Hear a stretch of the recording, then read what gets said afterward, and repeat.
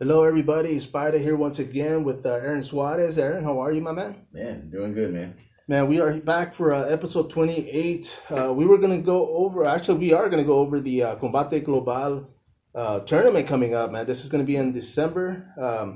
It's going to happen, of course, in Miami, Florida.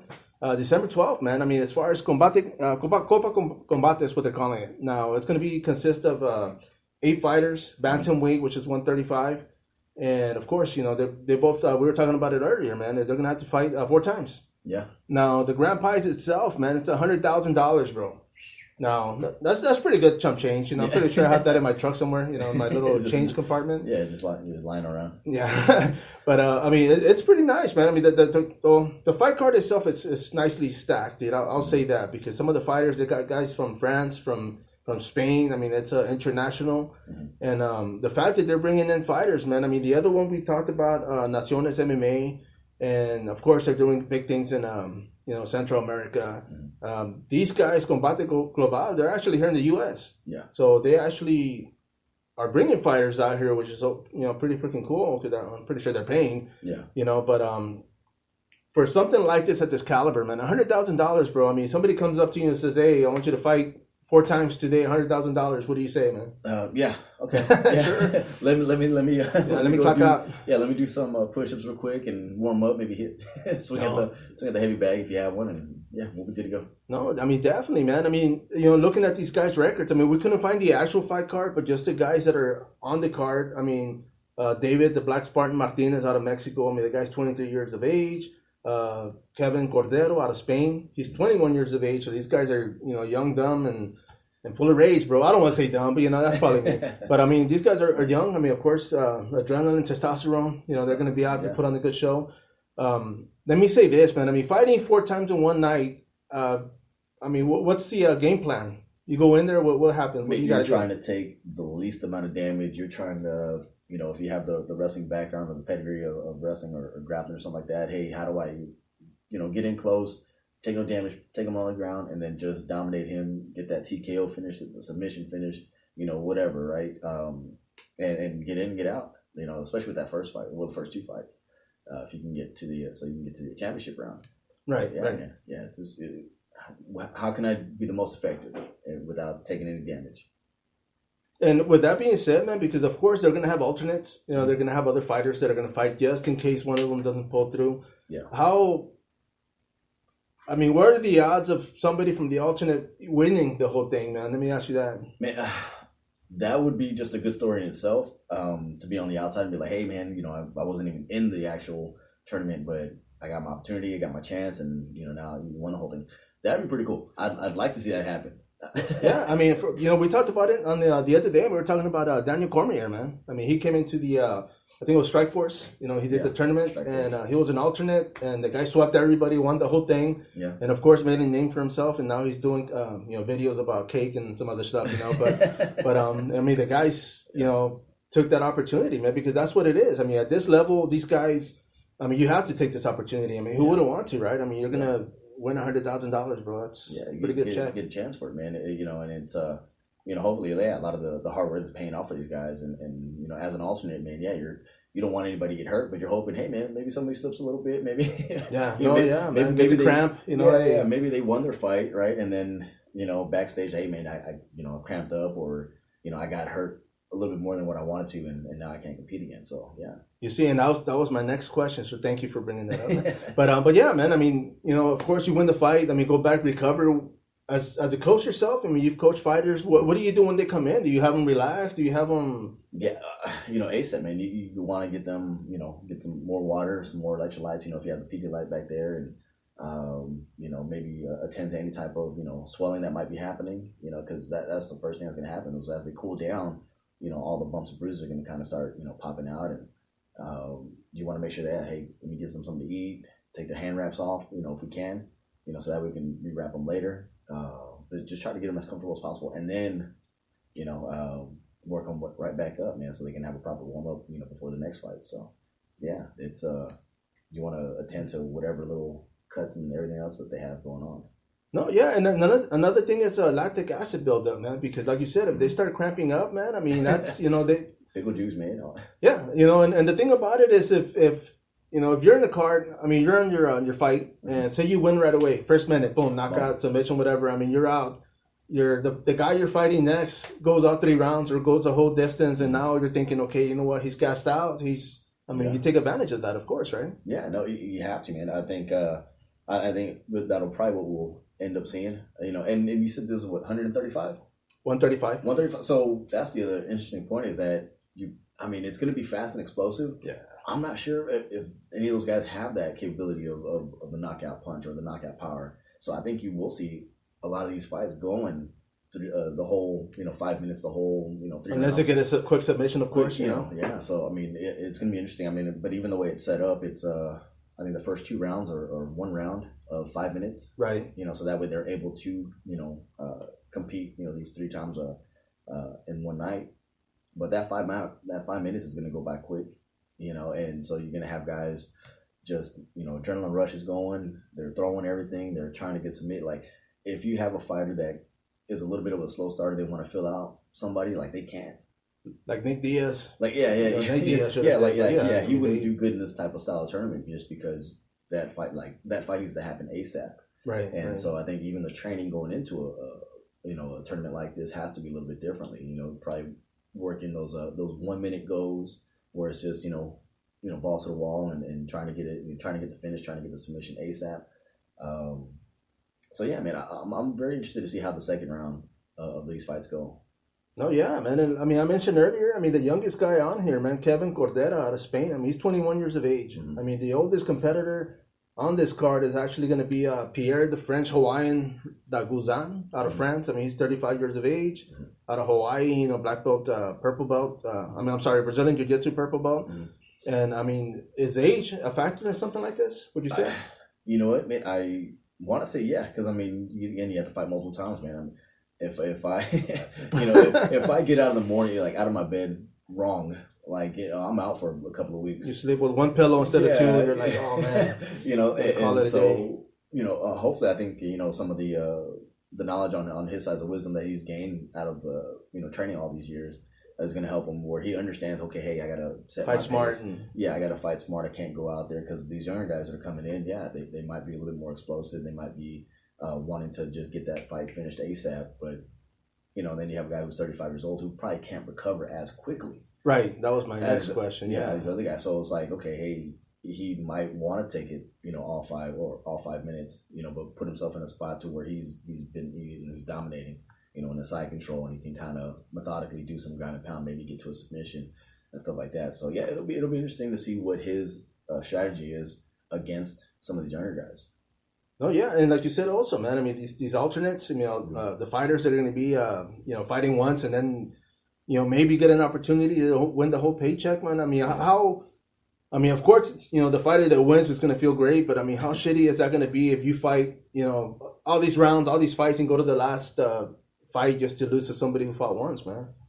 Yeah, that would leave a sour taste in my mouth, man. I would be like, okay, he did do his part in what he was called for, right? And so, but at the end of for him to have that type of advantage, going into the championship round or even into the next level, that's gotta, that's gonna sting a little bit. Yeah, man, I wouldn't like that at all. And let me say this, and I'll bring this up only because it's pretty much the same thing. Back in Pride, when Rickson Gracie, he was fighting, and he was in a tournament style, and it turned out like one of the guys, the alternates, had fought once. And towards Rickson, of course, he won 2 bouts. He's going to the 3rd or 4th, maybe. I forgot. It's been, my VHS, my VCR's not working, so it's been a while. But he actually complained to the promotion and said, hey, this guy won once, but let him fight again so he can fight me. And I thought that was kind of weird because they kind of bend as far as I know, they bent the rules for him because they were like, okay, so they made the guy, fight one more time, and then he fought Rickson, and of course Rickson won. But I'm not even sure if that's the case here, man. I don't think that's happened.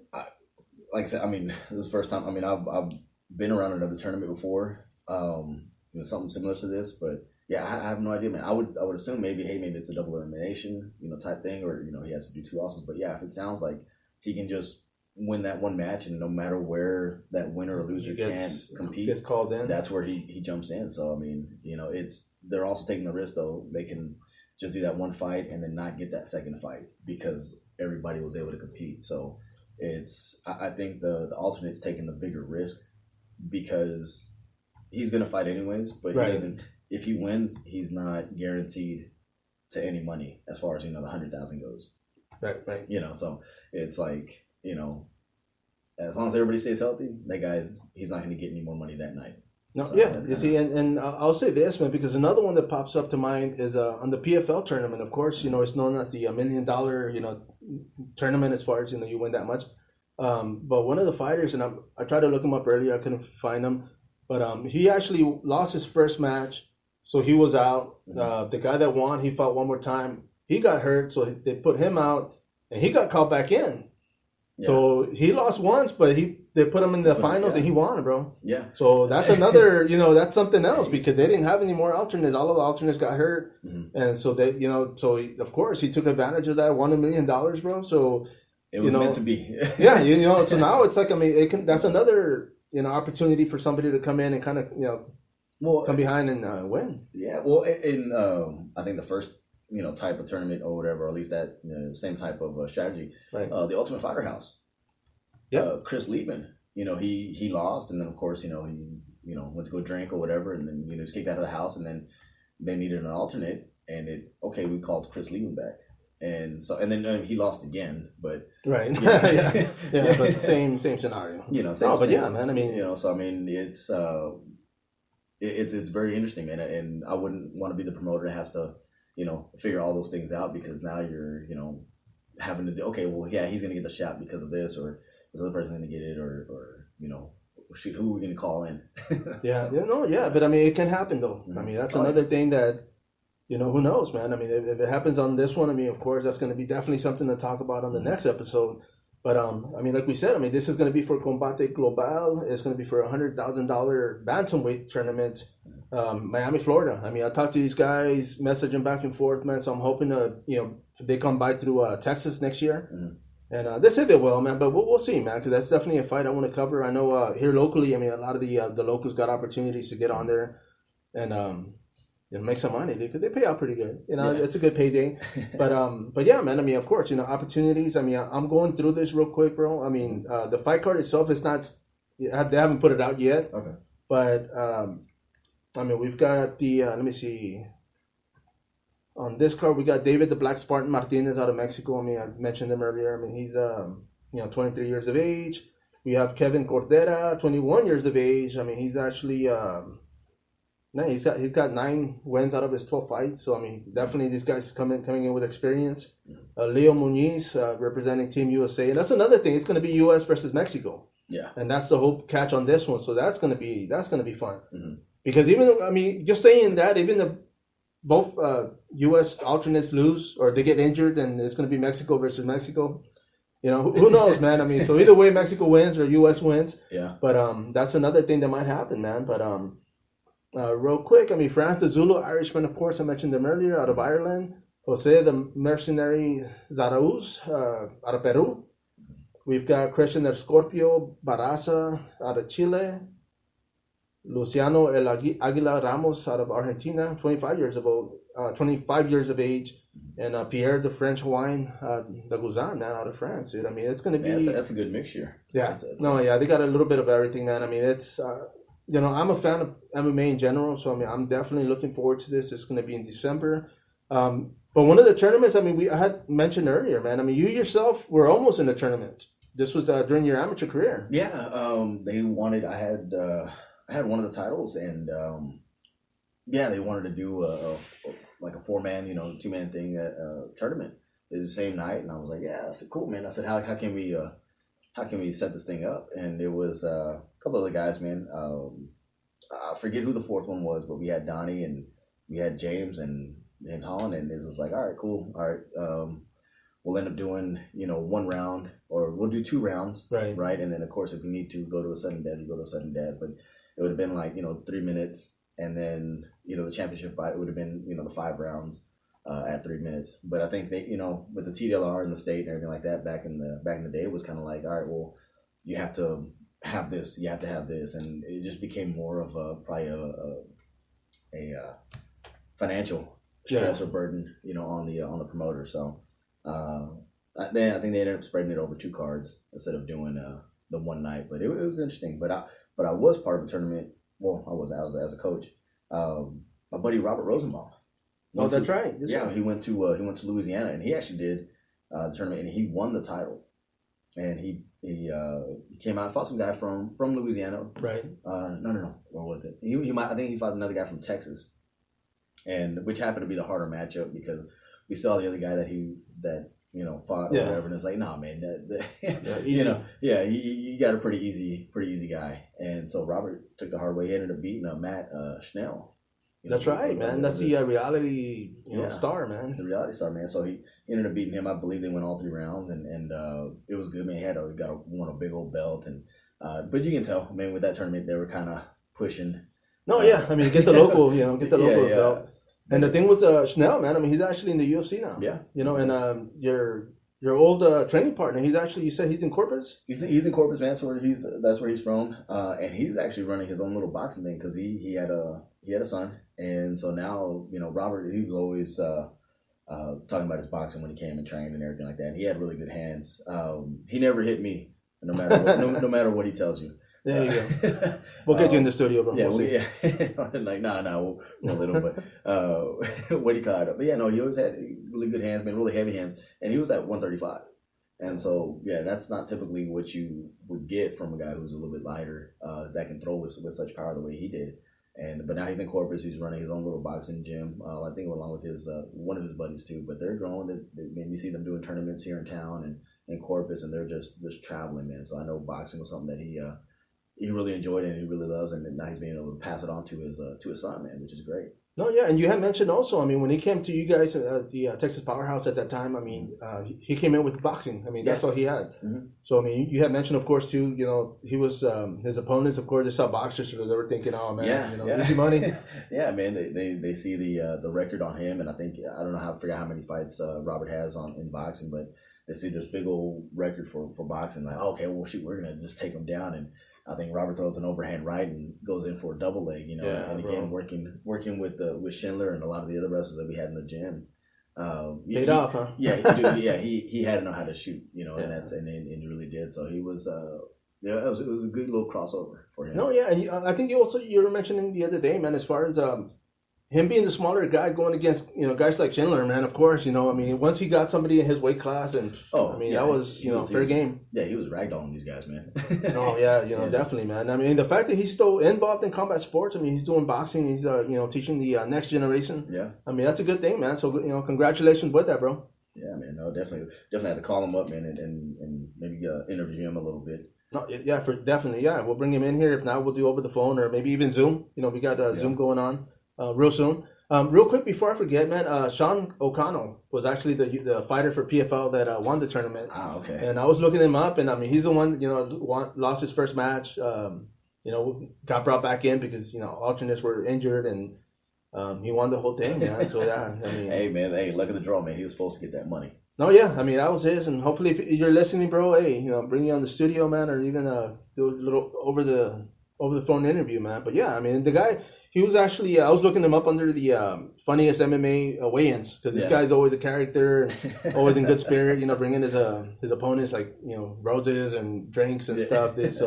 And I like that, man, for the fact that it's showmanship, it's a respect and he knows what he's getting into and his opponents as well. But I mean, being a fighter, of course, you want to, make put on the good show, man. Yeah. Well, at the weigh-ins, man, I never understood why the guys get all worked up. I mean, as I say that, right? I've been in altercations, at the weigh-ins, but there's no video. Where's the video? Bro? We'll look that up. But looking back at it now, it's just like, hey man, the fight's gonna happen already. It's gonna happen the next day.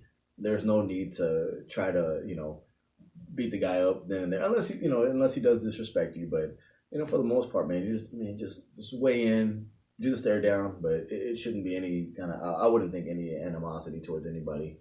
At least on that day. Right. The next day, man, yeah, get in his face, spit on him, whatever. I don't care. No, for sure, man. And one of the things I will say this, man, because at the weigh-ins, and I had this thing, and I still do it, bro. I mean, I've covered a few fights this year, but I wouldn't need that day of weigh-ins, bro. Like I would always wait, and I wouldn't need till after. And I don't know why I was doing that, honestly, man. I think it was more fear because I figured the guys smell food on me, man. They're gonna whoop my ass. But I mean, like you said earlier, I mean, you want to be professional. You want to be, you want to. Have show good sportsmanship, man. But I mean, some of these guys cutting 20, 30 pounds, dude, they're hungry. They're what they call hangry. They're hungry and angry. Yeah. So yeah, I mean, it's just emotions get up there, and it's just sometimes they go crazy, man. Sometimes they do fight. Sometimes they, something they shouldn't be doing, but it happens. And then of course if they're having to wait for the state to come through, and they're stuck in traffic beforehand, like it's a real irritable day, man. So. At least with him, right? He's making it, interesting. He's actually bringing his opponents, no protein shake or something. But yeah, man. But I mean, of course, once again, that is the Combate Global, Copa Combate is what they're calling it. 8-man tournament, bantamweight division, of course, going down in Miami, Florida. Maybe we'll take our private jet out there, man. Check it out. We'll see. They give us a place to park. We'll go. But yeah, I mean, it's going to be stacked. It's 135 pounders. It's going to be a lot of speed, a lot of momentum, and we'll see where it goes, man. But anything you wanna add to this, man? Anything you wanna throw in before we wrap this up? Before we wrap this up, man. As we're talking about everything, man. We talked about consistency the last time. Just for the young fighters, man, is just. Always being ready, man. You never know when opportunity is going to come. Y'all guys have a really big chance of getting looked at now, man. I mean, everything seems like it's going to go to UFC Fight Pass. You got promotions coming around. I mean, the coronavirus kind of, went away to an extent. So a lot of places are opening up. A lot of promoters are throwing on fights, whether it's a submission hunter, grappler, all that stuff, matches. There's just opportunities everywhere. So as a fighter, man, take care of yourself. Make sure you stay healthy. But when fights come up, when tournaments come up, go and do them, man. We want to see more of you guys get in action, man. Stop waiting for the perfect fight, if you will, right? Unless you're in the big shows, but as you're coming up and you're in the local shows, the regional shows, take the fight, man. They're offering you something. If you don't take that fight, somebody else is. So always stay ready, man. And y'all guys, best of luck, and I hope you guys get those opportunities that are out there for y'all. No. I mean, well said, as always, man. I mean, thank you once again, Aaron. Thank you for joining me. Yes, for everybody out there, man, this is the Fight Card Podcast. Once again, this is Spider and Aaron Suarez. Until next time, follow up and subscribe.